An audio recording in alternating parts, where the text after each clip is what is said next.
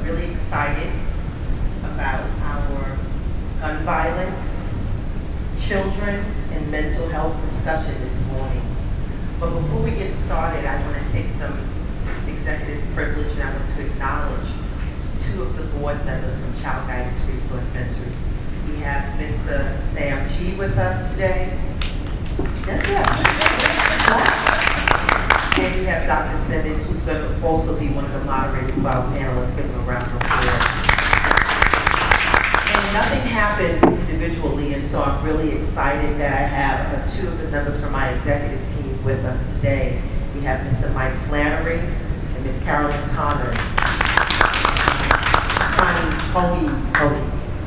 And we have several of our partners in the audience also. But absolutely, I want to acknowledge Luana Sales and her team. Could you all stand, the people who were involved in organizing this event today? They're all working out at the door. Thank you. Thank you all for this very important conversation. It's not just that, that gun violence, according to the Children's Defense Fund, Black children and teens are 6 times more likely to die from gun violence. And it's not that children are just dying from gun violence, it's also, and what we're going to hear about today, is the impact that children who live in communities where gun violence is pervasive, that there has been long-term implications for their development, of course their mental health, and of course their physical safety.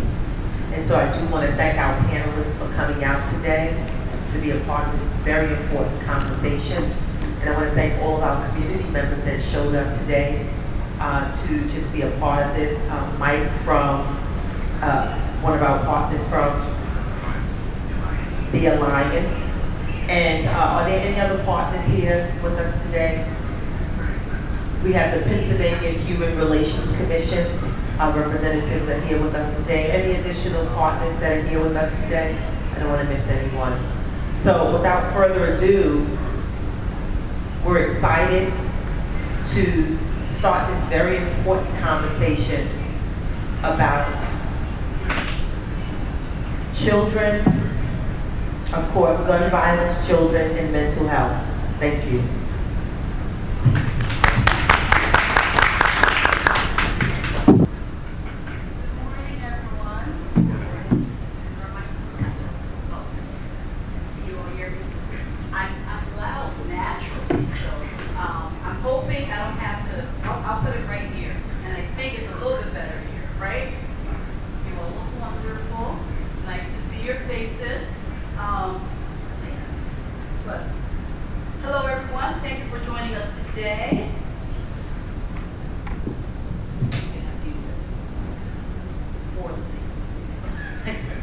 Hello everyone, thank you for joining us for today's first panel on gun violence, children, and mental health.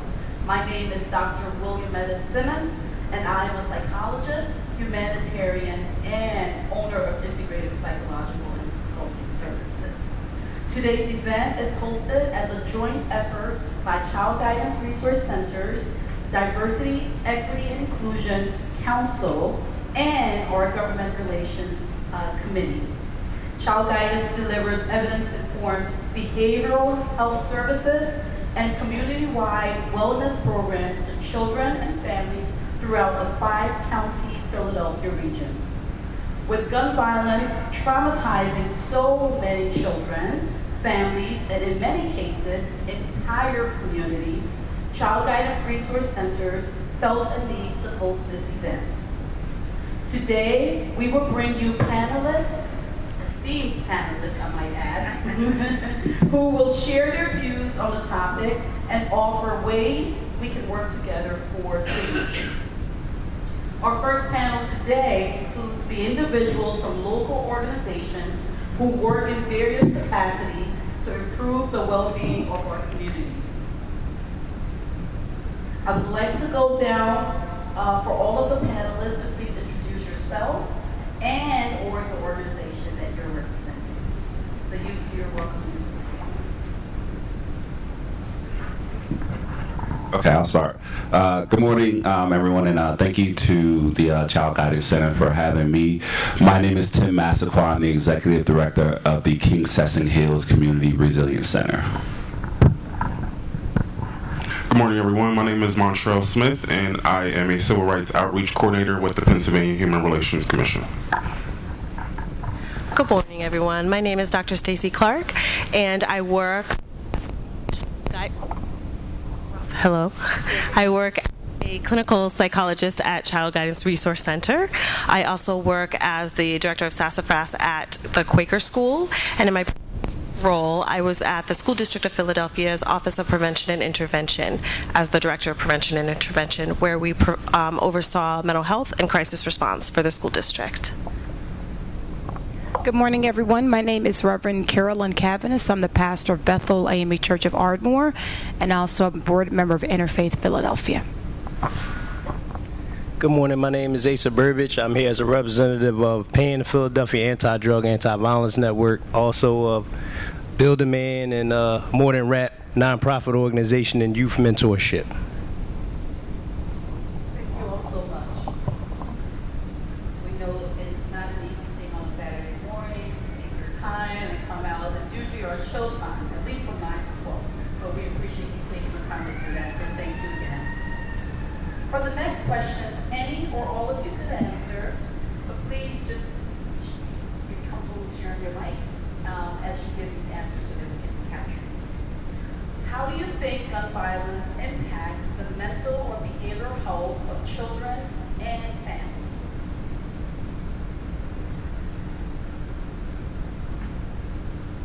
Hello? Hear me? Okay. All right. I'll get it started. So the thing that I can center, my response on as I reflected on it was just the actual changing of the brain composition. When we think about youth and developmental stages as far as like their experiences, gun violence impacts and actually literally changes the neural programming of our youth brain. So the part of the brain that's, the limbic system actually becomes overactive, where the amygdala, which is like our warning signs and what's fear, what's actual threat versus perceived threat, starts to work overtime as opposed to processing and executive functioning in the frontal cortex. So there's an actual rewiring of the brain because of trauma, and where young people now, their priority is safety. And so when you look into communities that are impacted by gun violence, safety and survival becomes the thing in which how they exist. So perceived threats are everywhere, right? So could you imagine stepping out your house and every interaction is a perceptive, dangerous interaction? And so that's a big impact when you talk about developmental stages. You talk about now having great experiences, and you see it. You see the, at least as far as, I'll speak from when I grew up, going outside and not coming back home until the lights cut off. Maybe getting pulled in to eat lunch, but other than that, we outside all day, every day playing. And the idea that parents now have to reconsider whether they let their child go outside.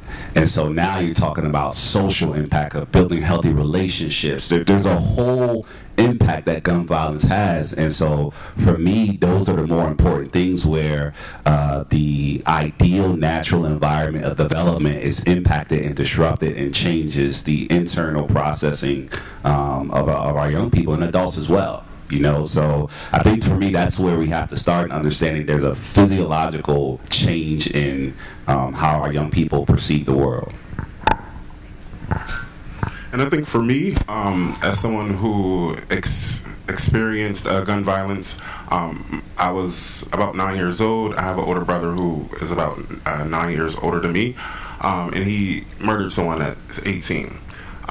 So I was on the other side of the gun violence. And for me, having my big brother, someone who I looked up to, someone who, was always there for me and helped take care of me, murder someone and then have to go to jail. He was sentenced to 20 to 40 years at that time at 18 years old. For me, mentally, I was angry. I was withdrawn from my family. I was scared for my brother. I didn't know what to think. You know, you watching TV, you watching different shows and see what goes on in jails, and I'm looking at my brother who is a teenager, like he's going away for 20 years. To me, at a 9-year-old, that's like life. So I was definitely angry. I had anxiety for him. I was depressed. And a lot of that was bottled in because I didn't know how to express that at 9, 10 years old. So I think we have to look at both sides of the situation when we talk about children and gun violence, because therapy is definitely needed on both sides for that.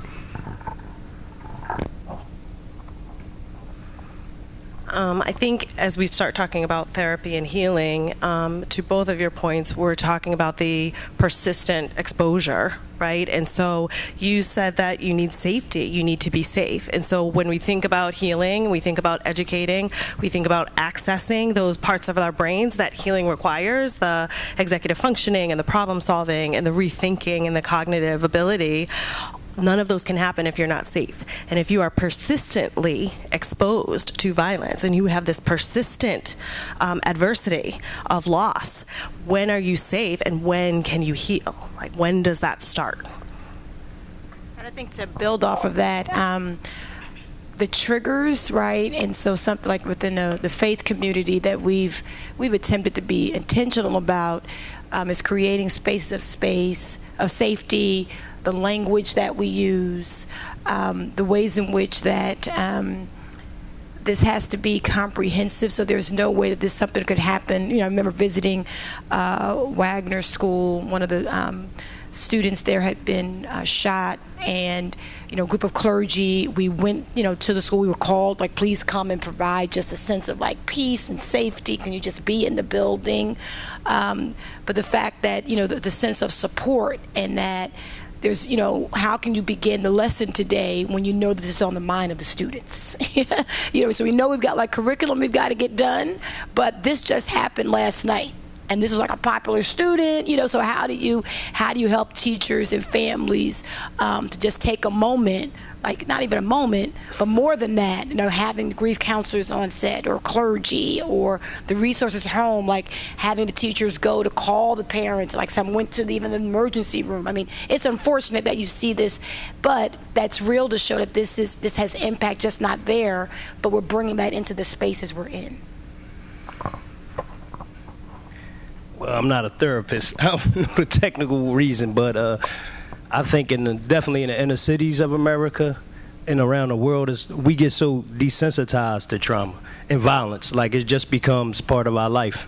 And definitely in the inner cities, like it's like a badge of honor to deal with trauma. It's like I'm getting it out the mud, or I did it. Like they look at it this way. And with the work we do, sometimes I'm at the door providing services to the family of the victim, and then I may be in juvenile justice center the next day speaking to the actual person that committed the crime. So it's really tough for us out here in the streets. You know what I mean? When we're out here advocating for the youth and everybody in the area. But as far as the gun violence, I mean, it's a long-lasting effect. It's generational, and it's hard to really get the perception off to young men and young women when it's everything around them. It's glorified. You know what I mean? And we got to change the mindset of the people. That the youth first. You know what I mean? And that's the key to trying to getting this gun violence and this trauma and stuff on the hand. That's all.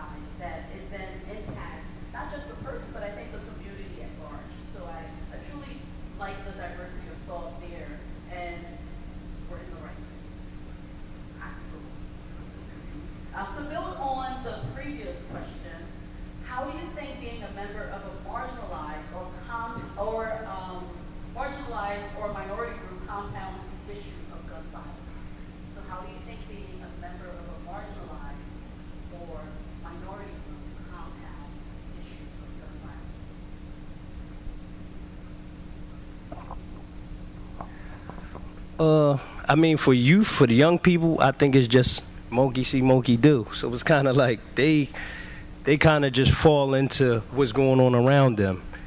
And being part of a marginalized community that's already in a tough place, and you come from your parents struggling and your grandparents struggling, and you don't, when you're in the ghetto, you don't know you in the ghetto.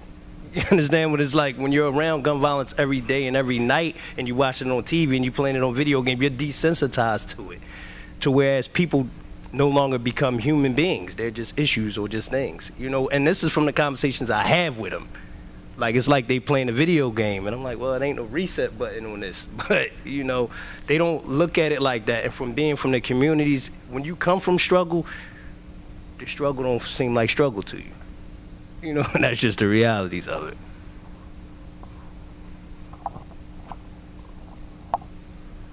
I think, for me, I think of it as like access. So rather than you've had this devastating thing happen in your life, and rather than having, seeking support, you have to kind of get through, whether it be a language barrier, religious barrier, racial barrier, to communicate what your needs are, because that's a barrier. If the person who is providing the service is not from your community, then they don't understand what you're going through. And so then you have to get through that first before you can seek, assistance. And so I think everybody is well-meaning, and that's wonderful, and we need more of that. But it's just a reality of the barrier that exists. For me, I think growing up in a disadvantaged community where we're not seeing funding, we're not seeing after-school programs. Currently, we're not seeing any jobs for our young people. On top of that, with the extra gun violence, our children are suffering. They are crying out for help, and they're going to other avenues such as drugs, gangs, different other avenues to cope with what's going on in their community. So I think a lot of that is tearing them down. It's causing them a lot of anxiety, a lot of stress, a lot of depression. And we have to figure out some ways to solve that problem. So I want to look at this from two perspectives, because something recently happened. I think that's very relevant to what the panelists are talking about. So, and then I want to look at it from the systemic perspective as well. So my wife is a CEO of a school in Southwest Philadelphia, and there was something going on where some other individual broke into like a large container they had in the back of school. So she's like running in, she has to be the investigator now. She's in this other seat of trying to see what's going on so they can do police reports. So as she's watching the film, the videos, she sees at night a group of young boys hop the gate and walk into the playground of the school. And so these boys are, they start slapboxing at first. There's clearly a leader of the group. So they're slapboxing, and then they all line up, would take their shirts off, and they all line up, and the leader's walking back and forth in front of them. And one young man comes out, and they all start beating them up. And so afterwards, when they got done, they all start hugging, and he gets like honored. So it was a gang initiation with 8th graders in the back of her school at night, right? So for me, that says, as you were talking about, there's not a lot of positive things, even though there's a lot of stuff that folks do, but young people are not connecting with those positive engagements. They're looking for somewhere to be and something to be a part of. And the thing that's pervasive and the thing that's in marginalized communities that's always there is violence. Violence is easily accessible, drugs, and now, for the past 4 years in Philadelphia, guns. And probably longer than that, right? I don't know the data, but the guns are so easily accessible, it's overwhelming. I know a couple of years back, one of the kids I was working with, one of my staff was working with when I was at a different organization, he was in the street gang, and he was trying to get out, but he could not. The gang wouldn't let him get out. So that's the other side. It's like, if I want to seek somewhere else, I don't have options because that's my neighborhood. that's my block. I'm a part of that block. And if I don't represent that block within this gang, I might die. They might kill me. All right. So that's the other side. On the systemic side, so my organization, King Sesame Hills, was founded to respond to a mass shooting that happened in Southwest Philadelphia last summer, and we had our 1-year vigil or remembrance of the 5 people that were killed and 9 people that were shot, including a 2-year-old child. But the child survived, thankfully. But the next day, July 4th, there was a mass shooting on 60th and King Sesame where 11 or 10 people were shot and 1 young man died.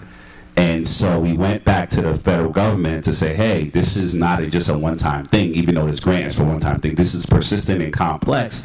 And they wouldn't add more funding because they said the individuals knew each other.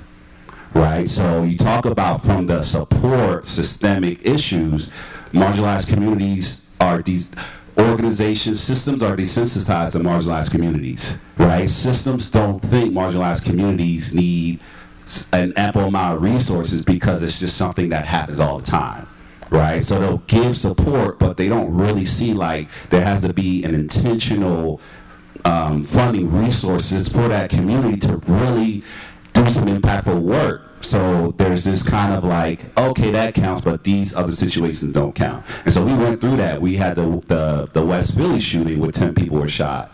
I think 4 more people were killed, and that didn't count as well. So we're trying to figure out what is the scenario where clearly these communities need support and help, and the folks that have those resources due to the help, they make subjective decisions. And so I think when you look at it from both sides, where you say marginalized communities are impacted because of lack of resources, and on the other side, there's this acceptance of it, as you talked about. This is what it is, so I'm going to make the most of it. I'm going to join, as opposed to being out here by myself. And I would just add to that too, because we're asking about ways in which being a member of minority or marginalized community compounds this issue of gun violence. One of the things that is huge is the issue of poverty. We know. You all mentioned lack of resources, and I also think lack of modeling, having really good role models. And all you see is, my dad, he was a gangbanger, he had to hustle, uncle had to hustle, everybody had to, guess what's going to happen? That's what's been modeled to you. So that's the scheme that they've internalized, right? And so that's the thing to go by. And also the impact of media. I mean, we glorify that piece, right? It's kind of like, this is it right here. And like, oh, I gotta be there. I need to do this, So rather than modeling some more positive schemas for our people, positive examples, we get this is the language. If you want to get here, you got to do this. And so I just want to add that little bit to what you all said, because you hit some real profound points. And I want to, I'm not getting political at all, but I think it is something to be said when the messaging around just the different classes that are important. When you hear politics, whoever they are, they prioritize the middle class. You never hear anything about lower class or people struggling with poverty. You never hear anything. It's always about going after or saving the rich and trying to protect the middle class. And I don't know what the data and the science or whatever that is about, but there's a whole community of people that literally get left off the conversation and left from the table all the time. So those marginalized communities clearly are not a priority in our country, if you think about it. And what's the message that's being sent? As you said that, the thought I had a song, random song in my head. That should be exactly we do like Michael Jackson, What About Us? That's literally the song that pops in my head, because if you're thinking, well, what about, if that's what you're the rich or the middle class, well, what about us, right? And if you get to a place where you think to yourself, well, I guess I don't matter, then I don't have any reason to behave differently, right? Because I don't matter. Tomorrow's not going to matter, and it's my guarantee. What do you or your organization do to address the issue of gun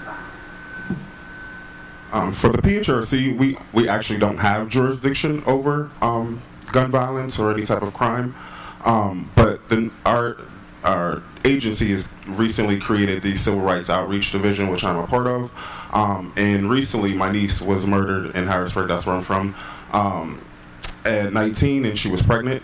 And it was a shooting that it was outside, and there was a bunch of kids around, and she was the only one that got hit and that was murdered. So with that, our executive director, Chad Lassiter, allowed me to spearhead with a gun violence awareness forum that will start in Harrisburg. It's still in the pre-planning stages, but will expand to Philadelphia and to Pittsburgh, our regional offices there as well.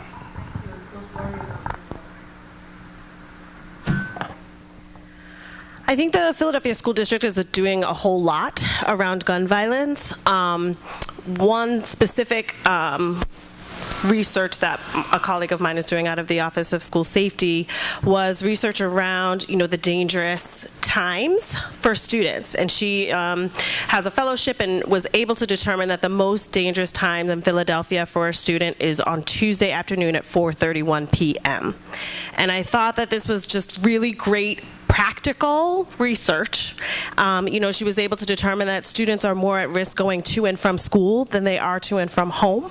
And, various parts of her research was able to determine that. And so what I like about that is that it's like practical things that we can do something about, right, that we can provide support for.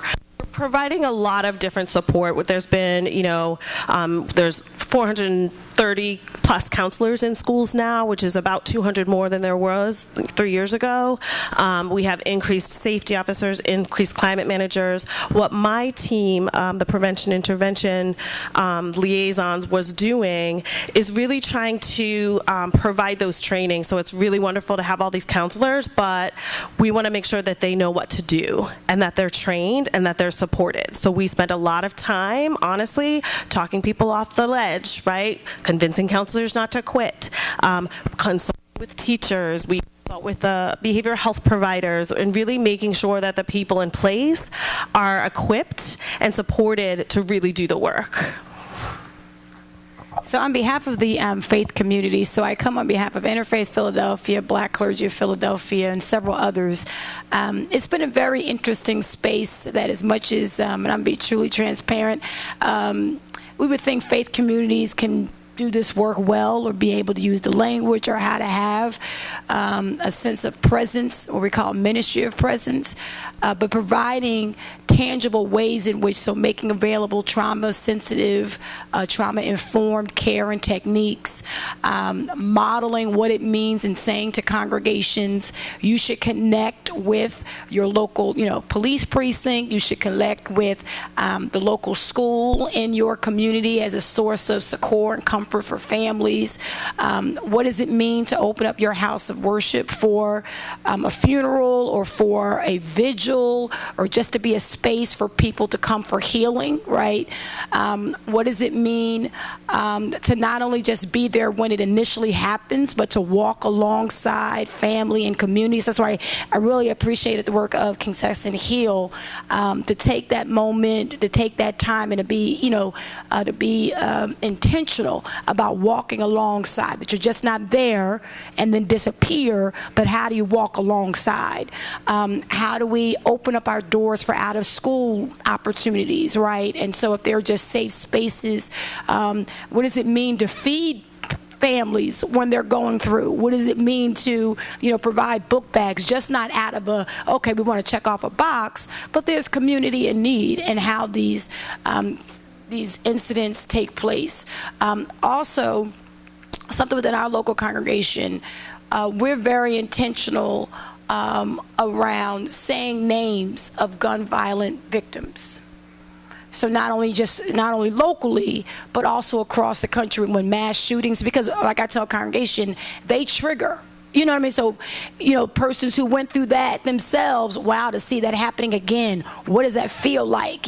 What is that setting back? Oh my gosh, again, and not make that, this is just regular culture. So those would just be some of the tangible, concrete things. I think with the work we do, I'm kind of door to door, and I'm in a juvenile justice center as well, speaking to the youth. And the reality is, we got to meet them where they at. Sometimes you got to feed the kid the medicine inside the candy. You know what I mean? I think some of our methods of how we deliver the messages and who's delivering them is very important, because sometimes the reality is we're not going to listen. you can't tell me about going to the moon if you've never been an astronaut. You know what I mean? And sometimes we sit people in front of these kids and we're telling them a story and they can't relate to them. They can't relate. I understand in the work that I'm doing, what's discouraging for me is how many older people are doing the work. And I'm kind of like, yo, younger men, we got to get alert a little bit out here. And a little bit of my story, my reality, when I sit down and talk to the young man in 2012, in 2002, I went to prison for murder for 11 years. And I've been home since 2013, and my whole life has kind of been dedicated to making sure y'all don't go the same way. And when I sit down and I explain it to him like that, while I'm talking to him and I'm in it and I'm telling him, I'm speaking to you right now, I'm on state parole as I'm speaking to you right now. Yeah, you might pull that trigger today, but guess what? It's a long-lasting effect. Although you want to change your life, a lot of the world ain't going to let you. And I give him the reality. Yeah, it's a badge of honor now, but then what? 20 years from now, how you going to feel about that? Guess what? After you do your 20-year bid and come home, his nephew, his little brother, they're still out there. And as much as we have programs and realities, I can go in the juvenile justice center and learn any trade I want, but I can't go to a Philadelphia public high school and learn any of them. So the reality is we kind of got to switch the resources around, like give the youth a sense of pride, something to believe in. They don't have no equity in the community. That's why they don't care about it. You know, older generations cared about the community. They didn't just sweep in front of their house. They swept in front of everybody's house on the block because they cared about the neighborhood. The young people don't have any equity in it. They don't. You know what I mean? The violence and that stuff is their reality. The stuff we talking is not their reality. They can't see being a therapist. They can't see being a doctor. They want to be a YouTuber, a rapper, or this. They want to be what they see. And the reality is, as parents, they spend more time with YouTube than they spend with you. That's the reality. They spend more time with their influences and influencers than they spend with their parents. You're not the biggest influencer in their life. And that's just the reality. But we gotta be the border to keep them straight. We gotta keep the border. We just gotta keep the boundaries. They're gonna play the game, but we just gotta keep the lines and make sure they stay within the lines. And that's every day. I just speak to them realistic. Like right now, I'm giving y'all the parental advisory version of what I tell them, because that's just the truth. There's no need for me to try to put sugar on everything. Like, because when they walk out the door, the world is not gonna put sugar on things for them, and that's just the truth. So, you know. As far as me and as far as everybody up here, I appreciate, and everybody that's here, because you ain't have to be here on a Saturday morning. So by you being here, you letting me know that the youth is not forgotten in our city, and we're not going to tolerate the violence for forever. So that's what we doing. That's what we're on now. That question. So literally everything you just said is the goal of our programming, right? I have that mind that the streets have our kids' engagement and attention more than the home does. And so one of the things we want to do at the Concession Hills Community Resilience Center is to bridge the gap by having what we're called healing circles. And healing circles are an opportunity for restorative practices for families, communities, and our youth to get together and have a healthy conversation around what their experiences are and how they can move forward. I think it's so important what you said was that the influences and influencers have our kids' attention more than our parents. And we're not trying to teach how to parent, but we're trying to rebuild and reimagine relationships, healthy relationships at home, because our kids should be getting solid values, equity in the community. That was so beautiful. Like the ownership piece, right? So one of the components of healing is empowerment.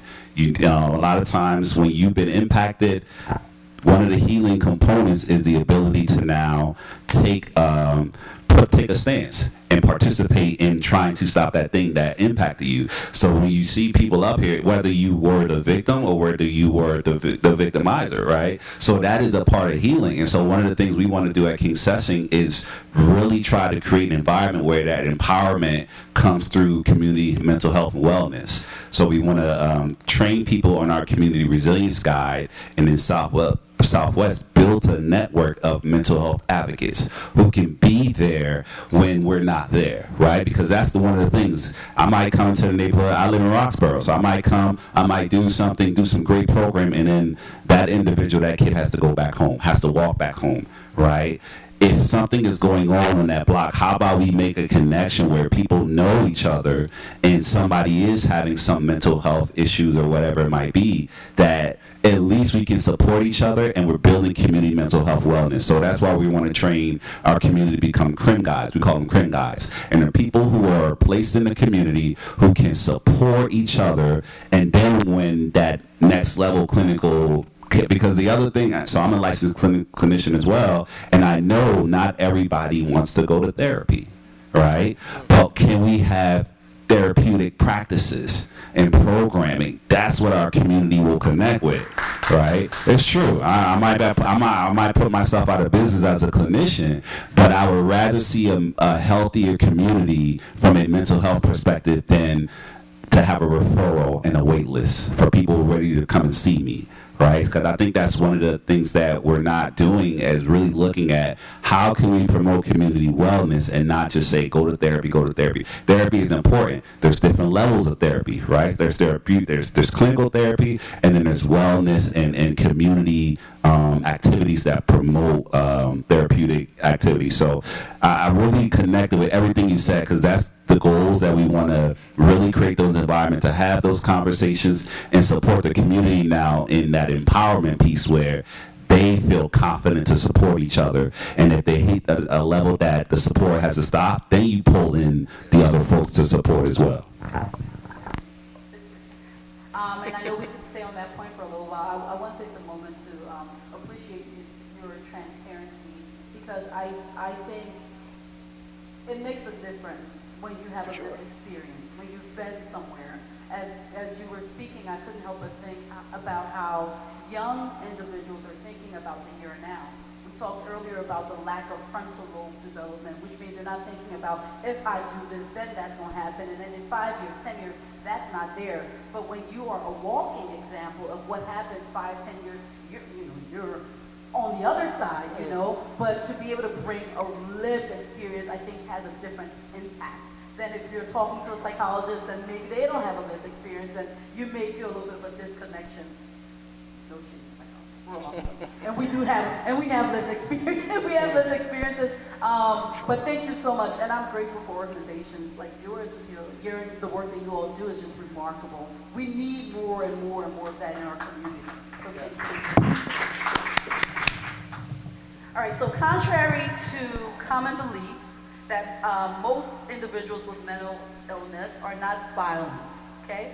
Contrary to a popular belief. Most individuals with mental illness are not violent and are actually more likely to be victimized than they are to victimize others. Most people are shocked whenever we tell them that, because, what we see on TV is that you must have a mental, the moment someone does something, it's because they have a mental illness. That bugs me very much as a mental health provider. But how do you think, in your respective roles, how do you think you can address the issue of mental health impact, the issue of mental health impact on gun violence, of those individuals who have, in fact, been victimized? This is a long question. I'm going to have to go over it again. You ready? I'm going to go over it again. No. I'll go over it again, and I'll feel good in my soul. This is a soul issue. Contrary to common belief, most people with mental illnesses are not violent and are actually more likely to be victimized than they are to victimize others.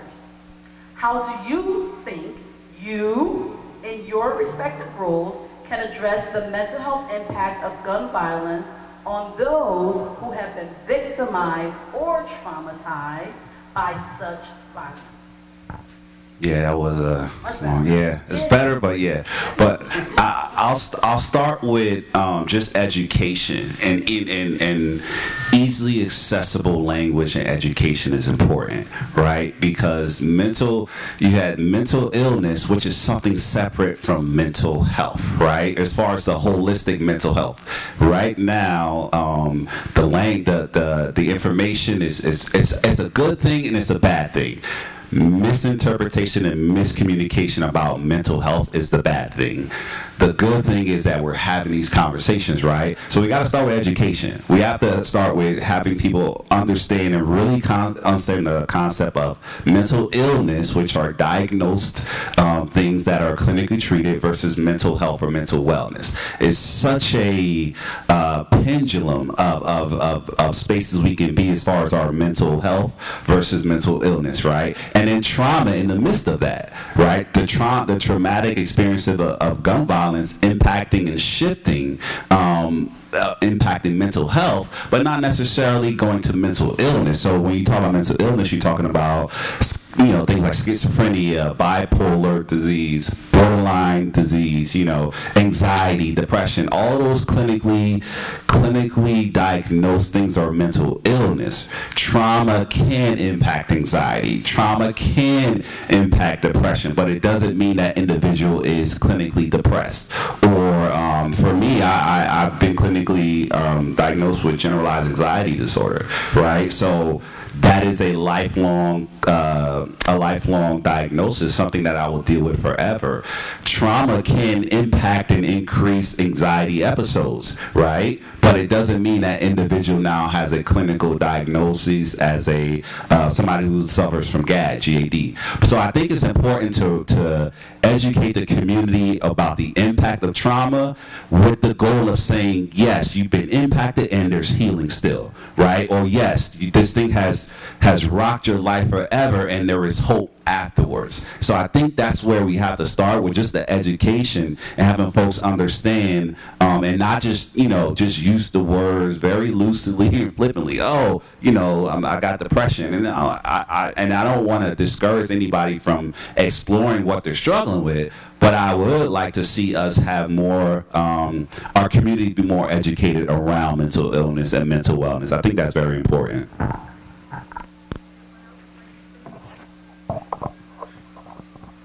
I'm not sure if my response is correct. I also have an idea, but I have no way to get there. So I'll just put it out there in the universe. I think what we need is a path. So I worked during my internship at a juvenile justice facility in Delaware with young men, and my work with the one gentleman had grandparents who had raised him and had some means. And so their plan was to move him out of state to other relatives. And so that's what we were planning for. What are you going to do when you get out of here? You're going to start new. You're going to go to this other state across the country and have this new life. I had other young men who did not have that. Like you said, their uncles, their mothers, their fathers, their brothers, they're going back home. They have no grandparents with means. There's nobody moving them out of state. They're coming right back to where they came from. It's a very different conversation. What is this choice? What is the choice? People don't choose gun violence at a buffet of opportunities. We have all of these things. I'm going to choose the gun violence. Kids don't feel safe. They're taking their guns and they're hiding them outside of school, and then they're picking them up to get them home.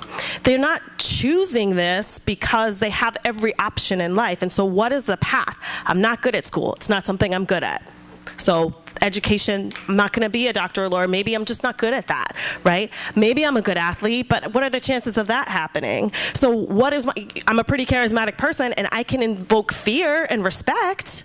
And so that's what I'm going to do because that's what I'm good at. And I've seen kids have that that can be used in many circumstances, but what is the path for this child, right, who doesn't have somebody who can move them out of it? There's people looking for them, right? What is their choice? And what can we offer as an alternative?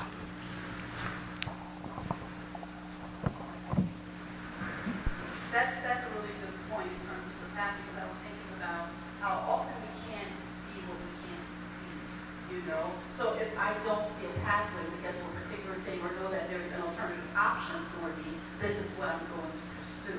So your plan is a good plan. Maybe we'll put our brains together, all of us, and collectively find a pathway of some sort, you know?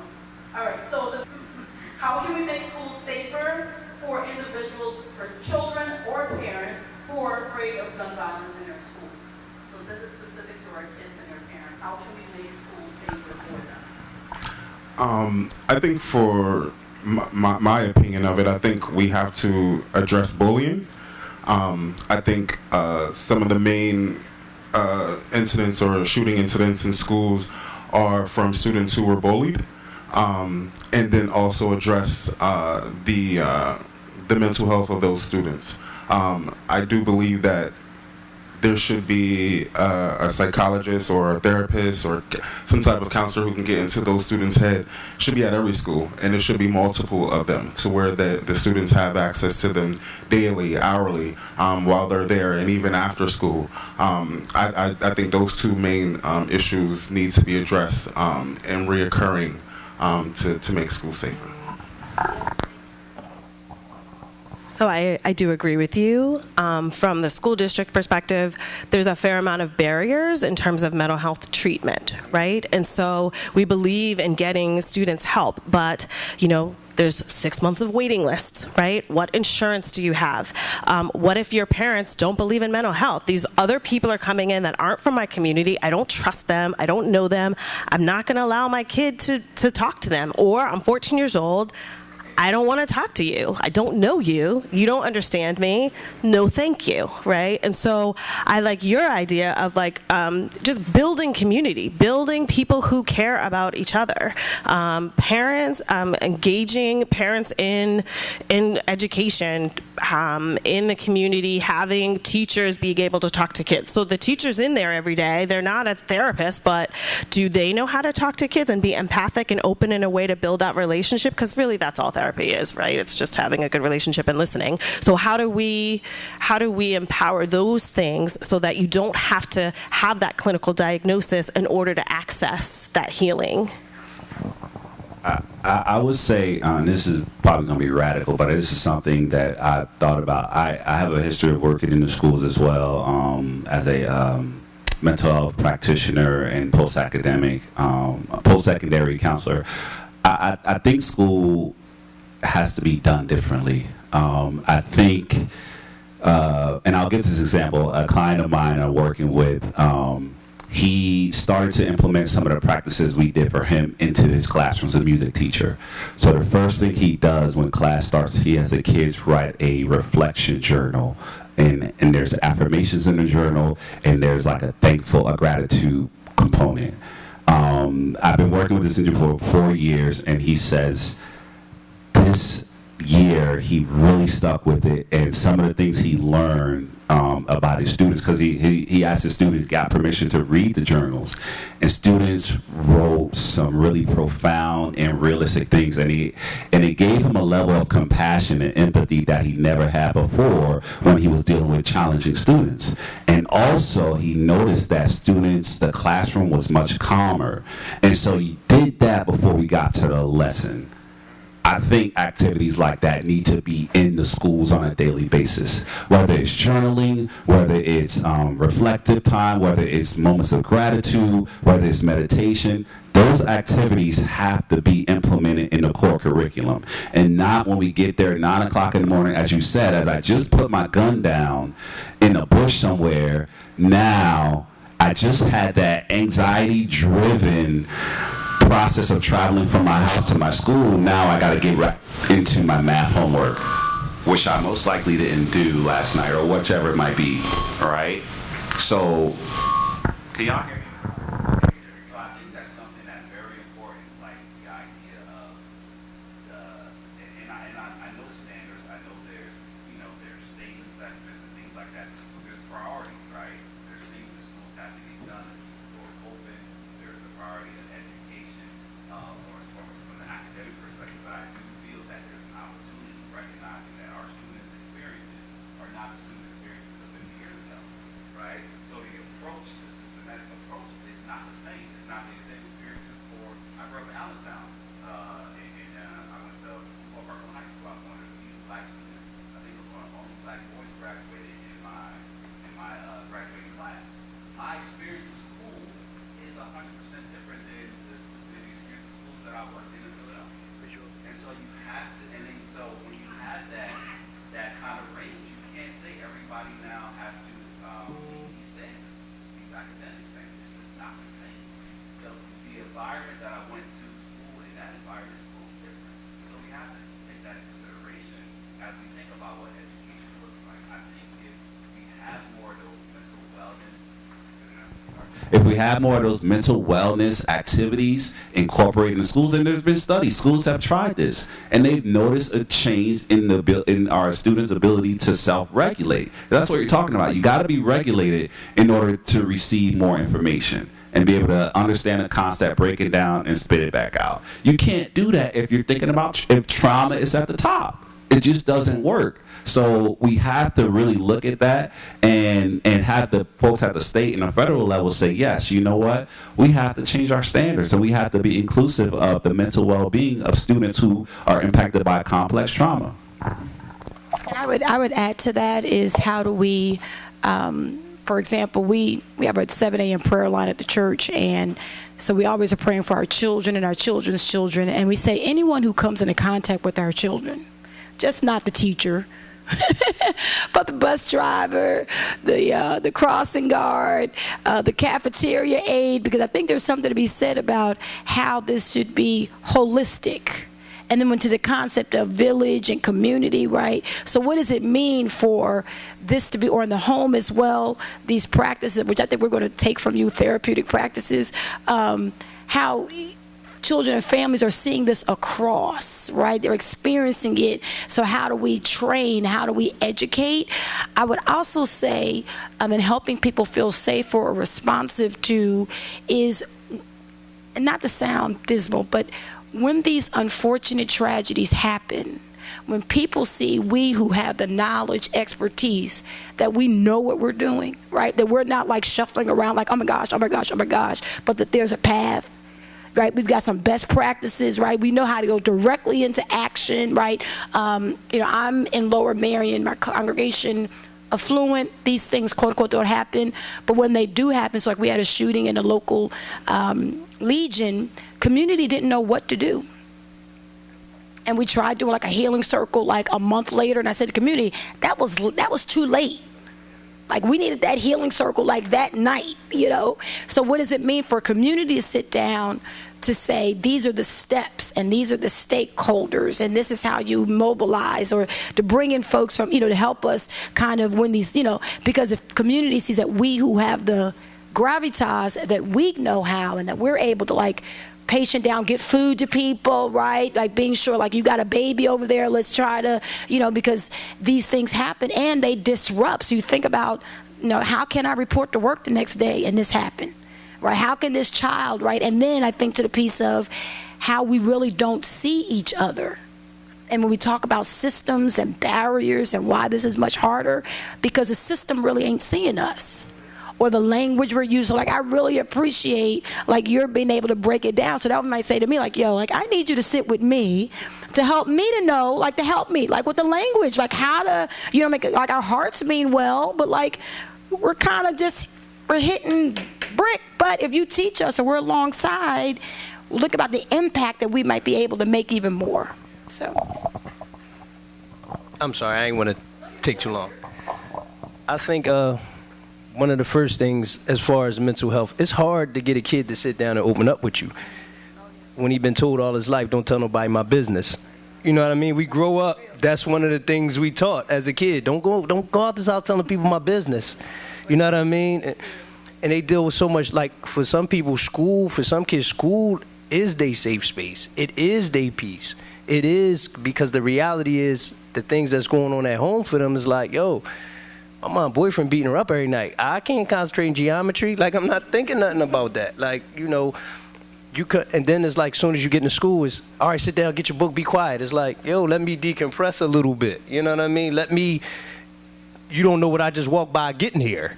You know what I mean? And then as soon as I come in, you bargain order, sit down, do this, ring the bell, go here, go here. Like, we got to try to structurally kind of adjust some of the things that we doing. And then, like I said, we got to give you got to give them more pride. You got to give them more things that they're into. Like when maybe you're not a great athlete. No, maybe you're not a great student, but you're really good at taking pictures. Let me point you to a mentor that does photography. Let me point you.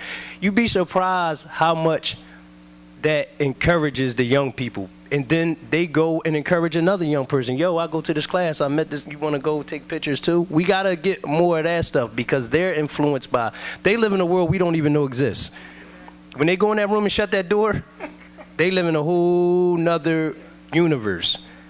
And the reality of the way the world is structured now is they don't have to interact with each other. So by nature, they've become more disrespectful because they don't know how to interact. Because, you know, when I was younger, I used to have to go over my friend's house and play the game. Now I can just go online and play the game online. Or I could talk to somebody that's in Timbuktu on my phone. The world is bigger now than it was for us. Our world was small. So now when they get in a fight, if somebody tape it, the whole world knows. We got in a fight, only people that went to my school in the neighborhood knew. So I only had to deal with the embarrassment for a week or so. So we can't condemn them because they're up against some brick walls and some obstacles that we didn't have to face. And I'm not going to lie, as a young 14-year-old kid in the inner city of America growing up insecure, because as young men without fathers, we grew up insecure. I didn't understand this till I was in the penitentiary, and I spoke with a therapist, and it took a lot. And she sat me down and told me, and I thought about it. And then another guy that I was in prison with who served 52 years at the time, he had 52 years, and he said, listen, he said, most young men need manhood training. We don't know how to be men because of our insecurities. We grew up trying to be three people. We either try to be the overtly violent guy, we try to be the sexist, the womanizer guy, or we try to be the money guy, the material guy, because those are all ways to mask our insecurities. And then when I thought about it, I said, damn, some points in my life, I was all three of these guys.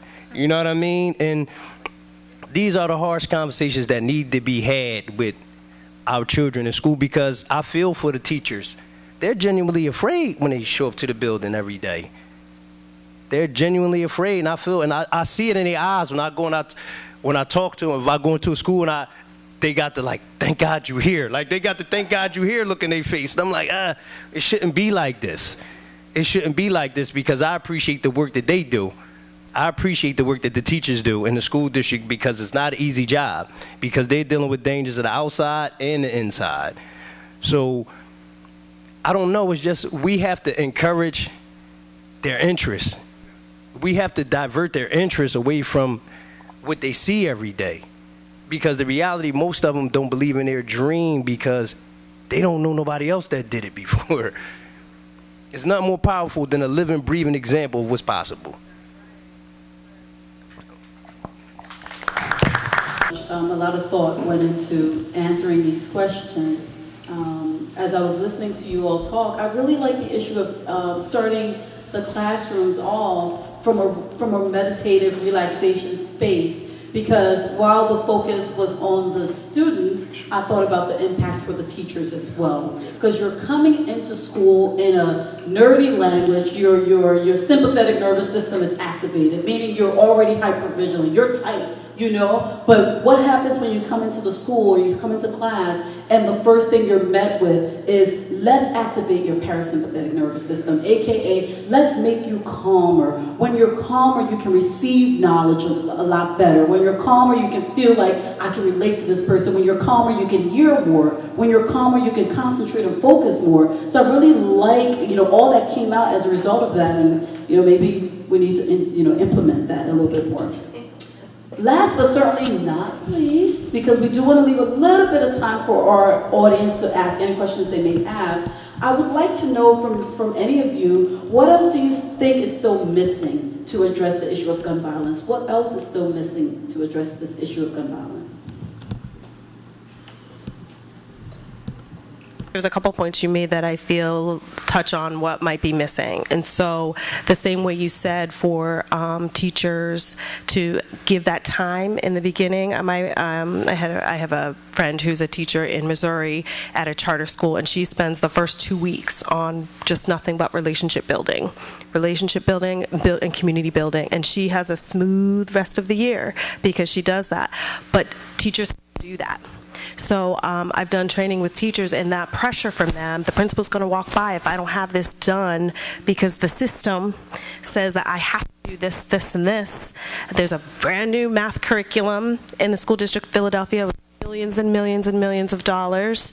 But when I talk with the teacher coaches, they're being told, I can't get my kid to sit in the seat. So nobody's accessing this $1 million math curriculum because we're not sitting. And so, but the pressure from the system is making that more complicated. So that's my piece. I no longer work for the district, but that's what we need to have some flexibility and some of those things. If we could give a month, a week, or two to build these relationships, then those test scores will come because children can learn. I think from a systematic perspective, I think from a funding and resource perspective, I do believe the folks that are in those spaces to fund work in these communities have to do it differently. And King Session Hills is going through some of the funding barriers now. Just the idea of reimbursable activities, the idea that you have to put the money out first before you get the reimbursements. That it's an awful approach to really getting work done. And because the first thing is, unless I got a couple $1 million to start with, I can't start, right? And it's not healthy for organizations to start in the red. And that's what these entities are asking organizations to do, is to start in the red, put money up, and then we'll reimburse you. So I think that model, to really impact the work, has to be re-examined. And I think our local representatives at the city, state, county, whichever level, have to have knowledge too. They have to know what the data says, what the research says for what works, so they can advocate for the right things and not just throw everything at the door and just hope for what sticks, right? So I think there's a level of education that really has to be pushed in order for us to all be on the same page and have that holistic approach to doing this. Because one of the things that I'm noticing in this space is that we're trying to have a one approach solves all approach, and that's not it. It is a holistic, wraparound, supportive effort with everybody involved, from the participants to the supporting cast to the professionals to the local organizations. It has to be a systemic change in how we approach this issue, or else we'll address part of it and the numbers will go down. I think numbers are down right now, and we're feeling good about ourselves. As far as Philadelphia led the highest decrease in incidents, so we're feeling good. We're touting that. I went to an event earlier this week at the Eagle Stadium, and it was celebratory. It's a good thing, right? But I can see us as a system resting and saying, okay, we're good now, and not trying to get to the point where we have 0 incidents, or we have young people at the point of making a decision, making a better decision and picking that gun up, right? I think that's where we need to really dig in more, and all of us take a part of the work and say, how can we do this systemically? The numbers are way down, but the only number that matters is 1. Because to that family, that one person they lost is all that matters. They don't care if his murder's down 40%, 60%, 90%. That one person matters to them, because as much as people celebrating the numbers down, somebody burying their child at the same time. It was somebody at the hospital right now, on the ambulance right now. At that same time that y'all was clapping, that was going on. So, I mean, these great numbers that everybody, I don't see it. Like, I'm in the streets I don't see it. I don't see the downness and the crime going down, and because the mentality and the temperament of the people is getting worse.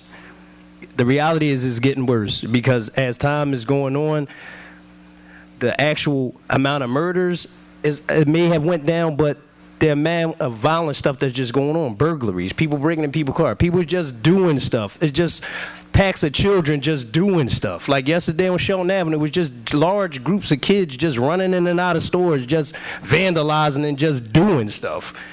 And that, I don't know where that extra energy come from. I don't know. It's like when they come out of school, they got an extra boost of energy. I don't know, maybe because they feel like I'm free. You know what I mean? I don't know, but we got to try to figure out something to divert them to places, people, places, and things. The reality, we're not going to save everybody. That's just the harsh reality. There's no miracle drug, there's no miracle pill that's going to fix everything. But the reality, if it's 4 kids in the car, we can save 3 of them. You know, and that's not to say that one of them is the giveaway, because if he want to get himself together, we gonna come back and pick you up. But right now, I got to worry about the 3 that's trying to get out the car and do something else. And we're more than happy to come back and get you when you're ready and you're willing to fall into the structure and the parameters of how this thing is done. But I got to save the ones that want to be saved. And that's just, we can't get caught up in these numbers. These numbers are not the reality. They're just the numbers. And man, what a profound statement. The only number that matters is 1. That's going to stick with you. As Tim was speaking, I was thinking about, from all of our perspectives, you know, as clinicians, as teachers, as community partners, the importance for us to not, I'll speak with clinicians for a second, for the importance for clinicians to go outside of being clinicians, to be advocates, to be lawmakers. Because guess what? The individuals that are making the laws, the individuals that are giving out, you know, funding, if there was a representation on that board, the person could speak a little bit more to what's happening. But it's individuals that are far removed from what's really happening. They don't necessarily get it the way in which you would get it on like the gut, visceral level, you know? So we all have to step outside of our like comfort zone and be out there and be a part of policy making and decision making so that we can make an impact in our respective communities or the world at large, quite frankly. I almost said amen. The minister in me always comes down like, amen. But so that's it for now. We'll open up. Epidemic, and there were resources provided. Have we done anything like that here in the city of Philadelphia? There was a whole study done. There was money put into provide services. There was some research done at the University of Delaware that one researcher, Dr. Yasser Payne, are you familiar with him? He takes people with lived experiences and they go into the community, and he has this whole theory of action, and they pay them to do participatory research. So people who have been incarcerated, who have been victims of gun violence, who have been victimizers were all involved in this study, but it started with someone reaching out to the Center for Disease Controls, and they declared it an epidemic, and they received funding. So you've got to get creative about how to access resources, and so I would just encourage you to think more creatively about accessing resources. And you'll see more and more like schools like KIPP and different school models where we're starting to put the restorative practices, integrating it into the curriculum, because as schools become more trauma-informed, the understanding of integrating social, emotional, or mental health well-being into the curriculum is becoming more and more popular. So I would encourage us to be encouraged by that there is a sign. There's a lot of research being done in Maryland right now about you know, yoga, mindfulness, and how it's integrating it in, and even removing some of the discipline pieces and focusing on restorative practices and using yoga and different techniques. So I did want to just say Center for Disease Control and the encouragement in the K-12 space, but I also wanted to take executive privilege and just thank each of you for coming up, sharing your journey and your expertise, being a part of this very important conversation. Thank you. Philadelphia Anti-Drug and Anti-Violence Network, and we are part of like CCIP Advocates, which stands for Community Crisis Intervention Program, and we have a program as well. It's called similar to something like that, where we are like credible messengers, where it's a lot of people that maybe have been once prominent figures in the street culture, and we are directly involved in when there are shootings and gang affiliations and stuff like that. We have people that's in every corner of the city. We're the only organization that really have boots on the ground, whereas that we have people that can directly go access the shooters that commits or perpetrates these crimes, and you know, try to quell some of the beefs and things like that in the city. And I think we are pretty much, we're doing a really good job with, like I said, directly accessing the people that's involved in a high level of with the gun activity and everything like that. That's one of the things that our program is doing in the city, to kind of like quell the gun violence that's going on. Yeah, this is maybe directed more at the clinicians, but obviously anyone's welcome to answer. So, as part of my role at Child Guidance, I have the privilege to support a team of clinicians who are providing mental health services within 10 schools in Southwest Philadelphia. And I think something that is often a frustration, I think, like Dr. Clark, I really appreciate when you were talking about like the pressure in the schools, because that's definitely something we feel as well, where we get the referral and then 2 weeks later, like, what do you mean the kid's not staffed and not completely healed and hasn't had all the emotional baggage undone? And I think when we think about, like, even from what we hear from the academy and insurance companies, it's like so much about evidence-based practices, and especially the evidence practices around trauma are usually tied to like one direct trauma, where obviously, as the panel discussed, there's so much complex trauma going on, and there's so many layers impacting. So, and thinking about supporting, especially like young clinicians, new clinicians coming out of grad school, what do you recommend of, just in that line of, and this is where I didn't fully formulate this question, but like treatment recommendations and